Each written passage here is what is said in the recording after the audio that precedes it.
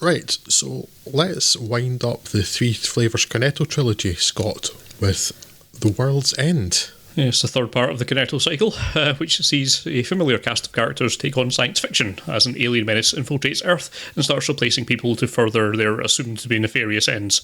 How do we know all this? Well, Simon Pegg's Gary King and friends unwittingly stumble on the truth as they return to their childhood home, Newton Haven, in, unsurprisingly, a sleepy English town, after 20-odd years.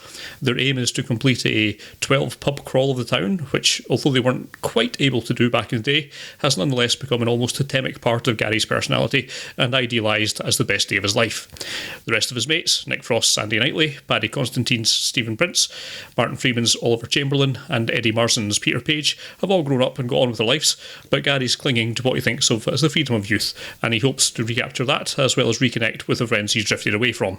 However, because Gary's a grade A hole of the ass, he's got them all to agree to attend through a mixture of lies, coercion and manipulation that makes him a wildly unsympathetic protagonist, and one that's only slightly more relatable on repeat viewing, where his character's troubles can be factored in from the outset. On first watch, however, it's a fairly challenging first act, until the penny drops, the alien scheme begins to be uncovered, and the blue-blooded robot replicants start being burst apart. Now, I've not revisited this since its cinema release. Unlike Shaun of the Dead, I don't think I've changed my opinion on it on repeat viewing. It's still very close to being insufferable for about half an hour before delivering a stellar hour of entertainment on the back end. I suppose a part of that initial inertia is to facilitate what's easily the darkest of characterizations of a protagonist. Penn, Sean and Nick have their problems to overcome, but they've not been driven to attempted suicide and alcoholism by the end. And perhaps that's pushing it a little bit too far for what's ultimately a silly comedy where humanity is saved by being drunk and obnoxious. It's the only way. Still, the cast already mentioned, alongside terrific additional support from the likes of Rosamund Pike, Pierce Brosnan and David Bradley, means that this delivers a ton of laughs, and although perhaps not the same highly compressed multitude of gags to reward repeat viewing, maybe that's just me, given the distance between last viewing and this one, perhaps I'm not best placed to comment. So this is my least favourite of the Cornettos, but it still comes highly recommended. Yes, what do you guys think of it? Okay, so I watched this again a couple of years ago, and I've not rewatched it for this podcast purely because I didn't enjoy it all that much the first time round. Very much for the reasons you said. I found the characterization quite challenging the first time round, and I didn't find the resolution all that satisfying. I maybe didn't find as much entertainment as you have, Scott, in the back half of the movie. So I did rewatch it again a couple of years ago because I thought, oh yeah, actually, this is one of those films that I've just been in the wrong mood when I initially watched it. And I felt largely the same way about it the second time round, to be honest. I think it's easily the most disposable of his works to date.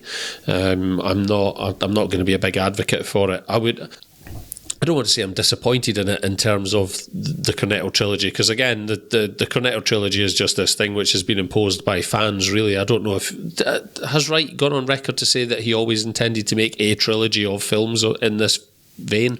I'm not sure about that. I mean, the Cornetto thing was certainly a byproduct. It was Cornetto's in the first couple of films, and then they forced him into the third one because it was like as a nod. But if he intended a 3-film arc, then I think this would be a really disappointing conclusion to that. But I mean, I have so much goodwill for Shaun of the Dead and Hot Fuzz that it's hard to take too much umbrage with it. And I dare say there will be people who found it far more entertaining than I did, and more power to them. But I just didn't connect with this film the same way I did those. It's odd that I think it's perhaps because it's trying to be one of the most grown up and give the characters more meat to their bones, certainly in terms of Peg's character, but that ultimately winds up being something of its undoing, because that doesn't fit the genre that it's supposed to be, and it would be solid if it was an actual drama where we're talking more about take over the earth. If this was actually the invasion of the body snatchers that this is kind of narrowed around, that would be a great help to getting into his conflict. But when after that first half hour you're pulling arms off robots and beating them to death with the other end of it. It's the tonality doesn't quite mesh. I don't know that it's in right. This might not be. I mean, this is just one piece of evidence, obviously, but I don't know if this suggests that maybe that sort of serious characterization isn't necessarily in Wright's wheelhouse, and that the sort of the gentle observation of character of the previous two films in the cycle sort of dovetails more nicely with the good-humoured nature of them. I don't know. It certainly scans better in terms of the tone of the pieces that they're in, but I don't think he's incapable of it. No. But yeah, just that this perhaps isn't the venue for it. But yeah. I've watched all of the films for this, all of them again, apart from Fistful of Fingers, which was the first time I'd seen. This was the film I was most looking forward to watching again for this podcast, because it's probably the one I knew least well, because I've watched Shaun of the Dead and Hot Fuzz multiple times, and I think possibly I enjoyed it somewhat less than I did the last time I watched it, but I still really like it. It seems like I like it more than either of you two. It's certainly there's something to Scott's point that, or possibly it's yours, Craig, or possibly both of you. I'm not sure. But the idea that this film can't necessarily support the darkness of Simon Pegg's character in this. There's a bit of a dissonance there between just how dark his backstory is with the actual, smashy Eggmen. But on the other side, this film uses the phrase smashy Eggmen, and the first time I heard that I laughed like a drain. Yeah. That and Bermuda Rhombus and the Aquanazis, which would be a great name for a band. Yeah, I still really enjoy this. Bermuda Rhombus. And the Aquanazis, don't forget that. The Aquanazis, how could one forget? Yeah, man, it's still full of that great editing and the visual storytelling, and so even like technically it's still excellent. Yeah, I think that's the strongest part.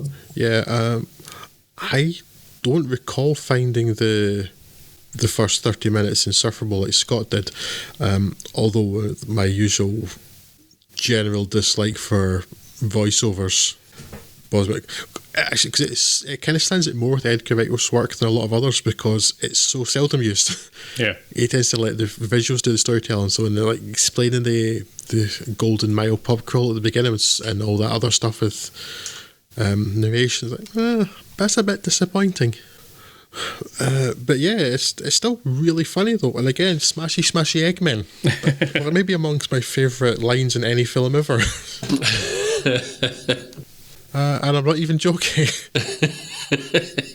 Yeah, I don't know if I would be as strongly against that opening half hour as perhaps even as Scott is, but I think from my perspective, perhaps I've come into it with a set expectation of what the first half hour of an Edgar Wright movie should be, and then that's not necessarily Edgar Wright's fault that I can't cross that hurdle, and I think at least acknowledge that he's tried to do something different there, and I think he should be applauded for that, because probably the easiest thing for him to have done at that point, especially given the weight of expectation put on him by people essentially then, for what it sounds like, forcing a third movie out of him, would be to have just reverted to type and not really have tried to do anything different, play it safe and just deliver another copy and paste based on what he knows works from the first film. So perhaps it's to his credit that he tried to challenge us a little bit more with character there, but just for whatever reason personally it didn't quite work.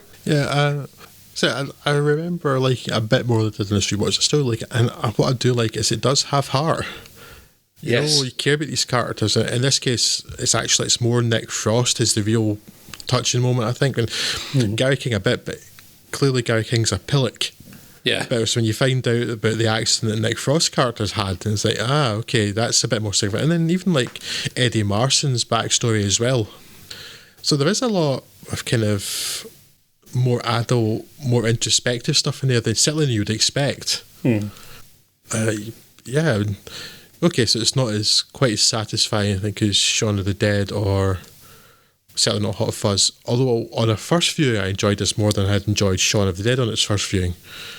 But I would happily sit down and watch any of these on the 3 Cornetto films any day, pretty much. Yeah, I think it's all relative, isn't it? I mean, it's not that if someone put a gun to my head, I would point blank refuse to watch this again and prefer to take the bullet. It is still objectively a good movie. I think I just don't know that I felt it really achieved any of the highs of the previous 2 in that trilogy. But again, I think I went into this podcast thinking that I wasn't really all that fond of Edgar Wright as a director, that he wasn't really speaking to me. But then, if nothing else, just having gone back through a couple of these movies and then listening to your own opinions, I think I'm more down with him than I thought I was. So yeah, I'm rambling now. Sorry. Yeah, I mean, I don't think he's done anything that I dislike, but